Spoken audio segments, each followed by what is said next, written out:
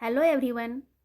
हमारा आज का टॉपिक है भारत में भाषा और लिपि का विकास, evolution of language and script in ancient India. और इसके तहत हम आज ब्राह्मी, खरोष्ठी, पाली, प्राकृत और संस्कृत के बारे में पढ़ेंगे। भाषा और लिपि प्राचीन इतिहास को समझने की कुंजी है। Script refers to writing system. Script का मतलब होता है कि हम लिख किस तरीके से रहे हैं, while language refers to spoken and literary forms. बोलने का तरीका, लिखने का तरीका, ये लैंग्वेज है। और लिख किस तरह से रहे हैं वो हमारी लिपि कहलाती है, स्क्रिप्ट कहलाता है। Ancient Indian civilization developed multiple scripts and languages over time. तो हमारे प्राचीन भारत की सभ्यताओं ने बहुत सारे स्क्रिप्ट्स यानी कि लिपियों का और भाषाओं का आविष्कार किया और धीरे धीरे इसमें क्या हुआ, विकास हुआ, प्रगति हुई। भाषा और लिपि में प्रमुख अंतर क्या है? तो भाषा जो है वो संवाद का माध्यम है। लैंग्वेज क्या है? Medium of communication. स्क्रिप्ट क्या है? Symbol to write language. भाषा को जिस चीज़ में लिखा जाता है, जिन अक्षरों में लिखा जाता है, उसी को लिपि कहते हैं। One language can be written in multiple scripts. किसी भी एक भाषा को हम कई स्क्रिप्ट्स में लिख सकते हैं। जैसे संस्कृत भाषा है, उसको हम कई लिपियों में इसको लिख सकते हैं। ब्राह्मी लिपि, ये जो ब्राह्मी लिपि है ये ओल्डेस्ट इंडियन स्क्रिप्ट मानी जाती है। ब्राह्मी लिपि भारत की सबसे प्राचीन लिपि है। ये जो मौर्य काल के जो हमें मिले हैं अभिलेख, मौर्यन इंस्क्रिप्शंस, वो सारे ब्राह्मी लिपि में मिले हैं। कुछ हैं जो हमें खरोष्ठी लिपि में भी मिले हैं। और इंडस वैली जो सिविलाइजेशन हमारा था, उसमें जो स्क्रिप्ट मिला है, जिसको अभी तक डेसिफर नहीं किया गया है, जिसको अभी तक हम लोग पढ़ नहीं पाए हैं, उस इंडस वैली स्क्रिप्ट के बाद ही इसका डेवलपमेंट हुआ ब्राह्मी लिपि का। ब्राह्मी लिपि को आधुनिक समय में प्रकट करने का श्रेय किसको जाता है? जेम्स प्रिंसेप को जाता है। 1837 में इन्होंने सांची के स्तूप में लिखे हुए दान शब्द को पढ़ा था। इम्पॉर्टेंस ऑफ ब्राह्मी लिपि का क्या महत्व है? Mother of Indian scripts. Brahmi क्या है? सारे इंडियन स्क्रिप्ट्स की इसको मदर माना जाता है, माँ माना जाता है। जितने भी मॉडर्न स्क्रिप्ट्स हैं वो सब इसी से डेवलप हुए, इसी से इवॉल्व्ड हुए हैं। जैसे कि देवनागरी, जिसमें आप अभी हिंदी लिखते हो, बांग्ला, उड़िया, गुजराती, गुरुमुखी, तेलुगु, तिब्बती, थाई, बर्मेली आदि बहुत सारे जो भी स्क्रिप्ट्स डेवलप हुए हैं सब इन्हीं ब्राह्मी लिपि से हुए हैं। तो इनको आधुनिक भारतीय लिपियों की जननी माना जाता है, मदर ऑफ इंडियन स्क्रिप्ट्स। और इसका विकास कब हुआ था? तो 7वीं और 8वीं BC में सेमेटिक लेखन प्रणाली से विकास हुआ था। बौद्ध ग्रंथ है ललित विस्तार, काफ़ी इंपॉर्टेंट है ये।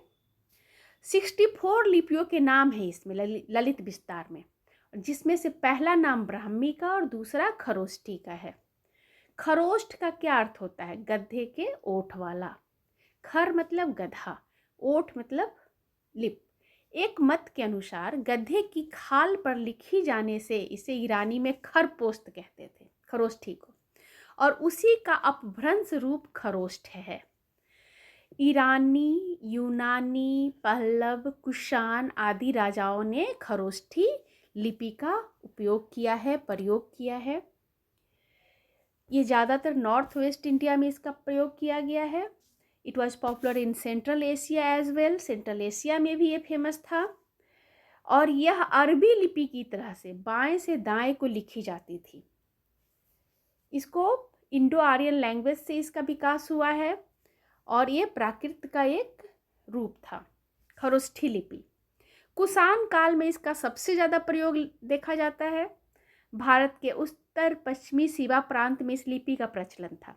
शेष भारत में उत्तर पश्चिमी सीमा प्रांत को छोड़ के आप पाकिस्तान, अफगानिस्तान वाले इलाकों को समझ लीजिए, क्योंकि भारत का तात्पर्य प्राचीन भारत में सिर्फ अभी वाला भारत नहीं है, उसमें आपका पाकिस्तान वाला हिस्सा भी आता है, अफ़गानिस्तान, काबुल, कंधार भी आता है।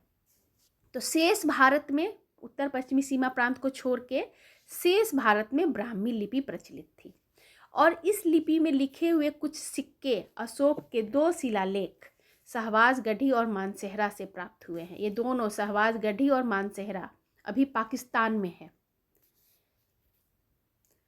पाली लैंग्वेज, ये भाषा है, पाली भाषा। ये बुद्धिज्म के थेरवाद का ये लैंग्वेज माना जाता है, पाली भाषा। त्रिपिटक भी पाली भाषा में ही लिखी गई है। ये बौद्ध धर्म की भाषा मानी जाती है। इसे इंडो आर्यन भाषा भी कहते हैं। इसे पाली मागधी के नाम से भी जाना जाता है। पाली भारत की सबसे प्राचीन ज्ञात भाषाओं में से एक मानी जाती है। और इसको किस लिपि में लिखा जाता है? तो धाम या धम लिपि में लिखा जाता था। अभी भी ये विभिन्न यूनिवर्सिटीज में इसको पढ़ाया जाता है। प्राकृत भाषा, ये प्राकृत भाषा क्या है? ये लैंग्वेज कॉमन पीपल का माना जाता है, मतलब जन साधारण की भाषा इसको मानी जाती है। वर्नाक्यूलर लैंग्वेज भी कहते हैं इसको एंशिएंट इंडिया का। इसको थोड़ा कम प्रतिष्ठित भाषा माना जाता है, उतना इसका रिस्पेक्ट नहीं है, क्योंकि स्पोकन बाय कॉमन पीपल, साधारण आदमी इसको बोलते थे। और बहुत सारे इंस्क्रिप्शन में भी इसको यूज किया गया है। बहुत सारे ड्रामा इस भाषा में लिखे गए हैं। जैन और बुद्धिस्ट पुस्तकें भी इस भाषा में है। प्राकृत भाषा मनुष्य अपने जन्म से ही बोलता है। ये भारतीय आर्य भाषा थी जो लगभग 500 BC से 500 AD के बीच बोली जाती थी।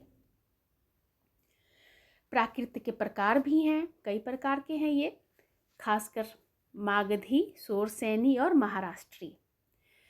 तो मागधी जो था वो ईस्टर्न इंडिया में, पूर्वी भारत में बोला जाता था, सोरसैनी पश्चिमी भारत में, और महाराष्ट्री महाराष्ट्र में। ये मराठी का इसको आधार माना जाता है।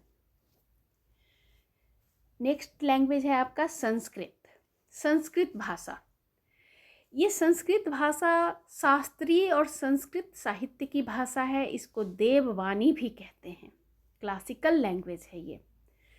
संस्कृत का ग्रामर पाणिनि के द्वारा लिखा गया था, जिसका नाम है अष्टाध्यायी। ये वैदिक और क्लासिकल लिटरेचर लिखने के काम में इसी भाषा को यूज किया गया। इसे कई भाषाओं का जनक भी माना जाता है। इस भाषा का संबंध हिंद यूरोपीय, इंडो यूरोपियन भाषा परिवार से है। दुनिया की जो पहली किताब है ऋग्वेद, ये भी शास्त्रीय संस्कृत भाषा में लिखी गई है। स्क्रिप्ट क्या होता है? तो ब्राह्मी और खरोष्ठी ये दोनों स्क्रिप्ट हैं। संस्कृत, पाली, प्राकृत ये क्या है? ये लैंग्वेज हैं। ऐतिहासिक महत्व क्या है इन भाषाओं का, या फिर इस लिपियों का क्या ऐतिहासिक महत्व है? हिस्टोरिकल इम्पोर्टेंस क्या है?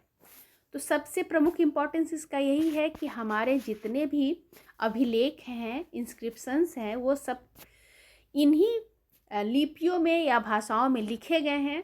तो ये सोर्स हो जाते हैं हमारे एंशिएंट इंडियन हिस्ट्री के। फिर ये क्या करते हैं? हमारे पॉलिटिकल, सोशल और रिलीजियस हिस्ट्री को कंस्ट्रक्ट करने में हेल्प करते हैं। ये प्राइमरी सोर्स माने जाते हैं, हिस्टोरिकल सोर्स माने जाते हैं, और हमारे आधुनिक भाषाओं का भी ये आधार हैं। धन्यवाद।